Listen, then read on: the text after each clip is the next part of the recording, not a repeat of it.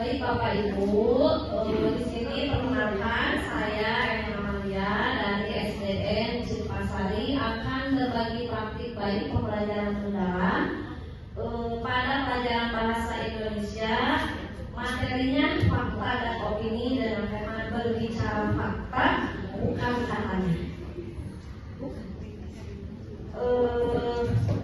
Praktik baik ini dibagi menjadi 3 bab. Yang pertama yaitu pendahuluan yang terdiri dari latar belakang, identifikasi masalah dan tujuan praktik baik. Yang pertama latar belakangnya, pembelajaran bahasa Indonesia di kelas 6 ini dengan materi membedakan fakta dan opini menunjukkan bahwa banyak murid masih kesulitan dalam memahami perbedaan fakta dan opini karena pembelajaran sebelumnya yang kurang kontekstual, minim analisis berita, teks berita, masih berpesan pada guru dan kurang variasinya media. Kondisi ini berdampak pada rendahnya kemampuan berpikir kritis murid-muridnya. Nah, untuk mengatasinya, saya menerapkan pembelajaran contextual learning yang bertema bicara berdasarkan fakta bukan katanya. Melalui model contextual learning, diskusi kelompok, analisis berita, dan pembuatan teks yang memuat fakta serta opini. Di sini juga saya menggunakan media digital yaitu Quizzes yang digunakan untuk meningkatkan motivasi, partisipasi dan asesmen formatif yang menyenangkan. Melalui strategi ini, murid diharapkan lebih mudah dalam memahami konsep fakta dan opini, mampu menerapkan dalam kehidupannya sehari-hari, terutama dalam memilah berita, serta mengalami pembelajaran yang lebih bermakna, aktif dan menyenangkan. Selanjutnya, identifikasi masalahnya yaitu murid masih sulit membedakan antara kalimat fakta dan opini. Yang kedua, pembelajaran sebelumnya bersifat hafalan dan kurang kontekstual. Selanjutnya, aktivitas belajarnya belum mendorong untuk berpikir kritis murid-muridnya, terlibat aktif dan kolaboratif antar muridnya, serta media dan strategi pembelajaran yang kurang bervariasi sehingga murid mudah merasa bosan. Adapun tujuan praktik baik yang saya lakukan yaitu meningkatkan kemampuan murid dalam membedakan kalimat fakta dan opini. Yang kedua, mengembangkan pembelajaran bermakna melalui pendekatan kontekstual dan kolaboratif. Selanjutnya, meningkatkan partisipasi dan antusiasme murid melalui permainan edukatif, kuisis dan diskusi kelompok, serta mengembangkan keterampilan berpikir kritis murid melalui analisis teks berita dalam kehidupan sehari-hari sehingga murid itu mampu membedakan fakta dan opini sehingga kalau nanti berkomentar dalam media sosial itu lebih bijak. Adapun bab 2 yang terdiri dari menggunakan metode STAR, situasi, tantangan, tindakan serta hasil. Adapun situasi, sebelum praktik baik ini dilakukan, kegiatan belajar di kelas masih berpusat pada guru dengan metode ceramah dan latihan tertulis. Murid cenderung menghafal definisi fakta dan opini tanpa mampu menerapkannya pada teks berita. Hasil observasi menunjukkan sebagian besar murid keliru dalam menentukan fakta dan opini pada contoh kalimat, terutama jika kalimatnya mirip. Pembelajaran belum dikaitkan dengan pengalaman sehari-hari dan antusiasme belajar meningkat saat kegiatan melibatkan permainan dan kolaborasi. Situasi tersebut menjadi masalah karena menyebabkan pembelajaran kurang bermakna dan tidak mendorong murid untuk berpikir kritis. Lalu tantangan utama dalam pembelajaran ini adalah murid masih kesulitan dalam membedakan fakta dan opini karena tadi pembelajarannya kurang kontekstual serta kemampuan literasinya yang digunakan kurang menarik. Untuk mengatasi situasi tersebut, saya sebagai guru berperan sebagai fasilitator yang mengidentifikasi kebutuhan belajar murid, merancang pembelajaran mendalam yang berbasis konteks, membimbing diskusi serta kerja kelompok, menyediakan media digital interaktif, serta memberikan umpan balik dan refleksi bersama.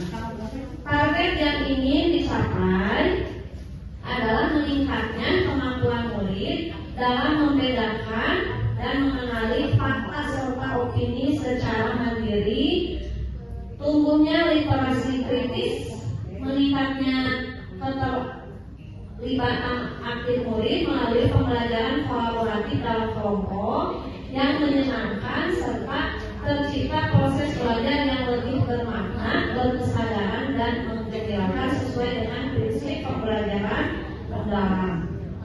Adapun aksinya berdasarkan prinsip pembelajaran mendalam, yaitu berkesadaran, bermakna, dan menggembirakan. Adapun aksi yang saya lakukan dalam kegiatan berkesadarannya, yaitu yang pertama, persepsi yang mengaitkan pembelajaran sebelumnya dengan materi yang akan dipelajari.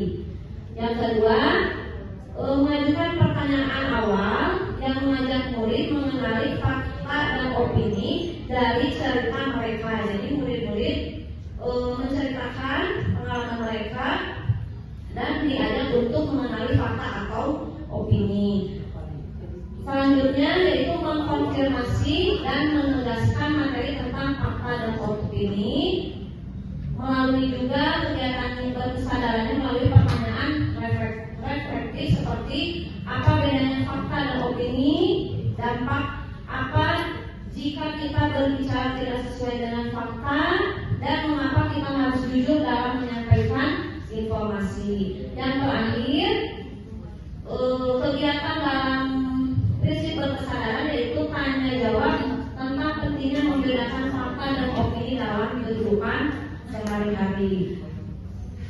Adapun kegiatan yang saya lakukan dalam prinsip bermakna yaitu melakukan persepsi tentang berita yang pernah mereka dengar, lalu membedakan berita tersebut antara fakta atau opini.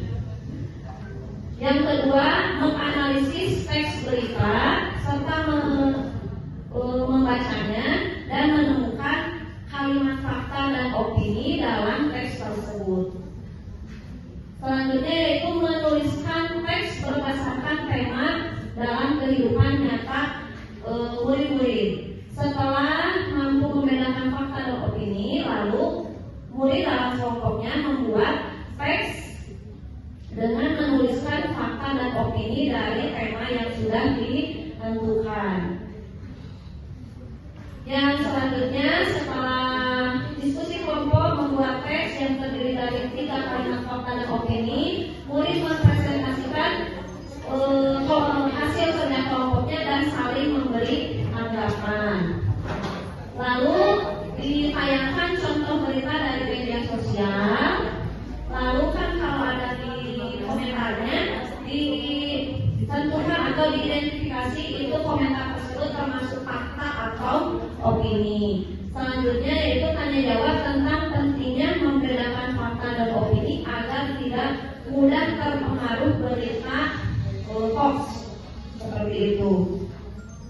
Dan tindakan yang menggembirakannya, kegiatan yang menggembirakannya yaitu sapaan guru pada saat pembukaan, ice breaking-nya, lalu murid berdiskusi dalam membuat teks yang membuat fakta dan opini, suasana presentasi dan apresiasi antar murid, serta game puisi untuk memperdalam pemahaman murid-murid untuk membedakan fakta dan opini. Lalu hasil yang didapat setelah dilakukan pembelajaran menunjukkan peningkatan signifikan dalam pemahaman murid. Yang pertama, sebagian besar murid mampu membedakan fakta dan opini secara mandiri. Murid lebih antusias dan aktif berkolaborasi dalam diskusi, dan aktivitas bermain dan penggunaan fisik lebih meningkatkan motivasi belajar untuk muridnya. Dampak untuk buruknya, saya memperoleh wawasan tentang pentingnya pembelajaran yang kontekstual dan kolaboratif. Ini didukung faktor keberhasilan dari pendekatan kontekstual tadi, jadi dekat dengan pengalaman murid, media krisis, dan guru sebagai fasilitator. Adapun faktor yang perlu diperbaiki yaitu manajemen waktu dan pemberian contoh yang lebih relatif untuk murid-muridnya. Bab ketiga terdiri dari kesimpulan, saran, dan dokumentasi. Adapun kesimpulannya, pembelajaran dengan tema berbicara fakta bukan katanya berhasil meningkatkan pemahaman dan kemampuan murid dalam membedakan kalimat fakta dan opini. Melalui pendekatan kontekstual dan kolaboratif, murid terlihat aktif dan mampu dalam membaca, mampu berpikir kritis, berdiskusi, serta bisa menuliskan teks yang mengandung fakta dan opini. Penggunaan media krisis juga menjadi strategi diskusi kelompok, menjadikan proses belajar lebih menyenangkan, bermakna, dan menggugah rasa ingin tahu muridnya. Dari hasil refleksi diketahui bahwa murid tidak hanya memahami konsep secara kognitif, tetapi juga mampu menerapkannya dalam kehidupan sehari-hari, terutama saat menyikapi informasi di media sosial atau berita. Adapun sarannya untuk gurunya, kita harus lebih terus mengembangkan strategi pembelajaran baik secara kontekstual, kolaboratif maupun berbasis refleksi agar murid dapat belajar melalui pengalaman yang relevan dengan kehidupan mereka sehari-hari. Serta penggunaan media digital sebaiknya diterapkan secara konsisten. Untuk muridnya, murid diharapkan terus berlatih melatih kemampuan berpikir kritis mereka dalam membedakan fakta dan opini dari berbagai teks, baik di lingkungan sekolah maupun di kehidupan sehari-hari, agar tidak mudah terpengaruh oleh informasi yang belum tentu benar atau berita hoax tadi. Saran untuk sekolahnya lebih bisa mendukung dalam bentuk fasilitasi atau pelatihan untuk gurunya, supaya guru bisa lebih inovatif dan berkembang sesuai dengan kebutuhan zamannya. Adapun harapannya, melalui praktik baik ini, pembelajaran bahasa Indonesia tidak hanya sekadar berorientasi pada teori saja, tetapi menjadi media penguatan literasi, karakter kritis, dan komunikasi yang efektif bagi siswa. Ini sedikit dokumentasinya. Mungkin itu praktik baik yang saya lakukan. Terima kasih atas perhatiannya. Wabillahi taufiq wal hidayah. Wassalamualaikum warahmatullahi wabarakatuh.